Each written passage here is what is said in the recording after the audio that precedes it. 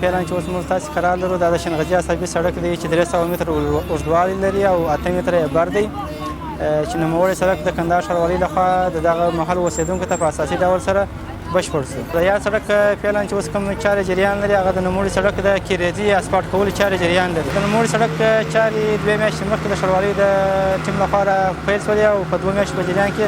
نوموړي سړک چارې مکملې پای ته ورسېدلې. اوس فعلا د نوموړي سړک بس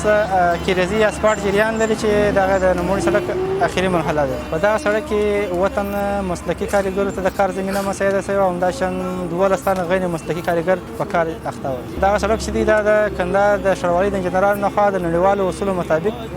جوړ شوی دی او کوم سټنډرونه چې په سړک کې په نظر کې نیول کېږي په نوموړي سړک کې هغه ټول سټنډرونه په نظر کې نیول شوي دي. په دې ساحه کې نو د بارانو سره به په ډېر فضا نو داسې اثر یې د سپین ږیري به ګزارېدله نو انشاءالله تعالی دغه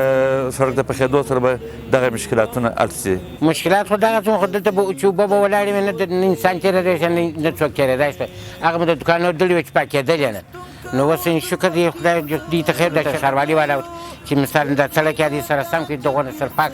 نه کړي د دوړو خلاص په ژوند پوه شولې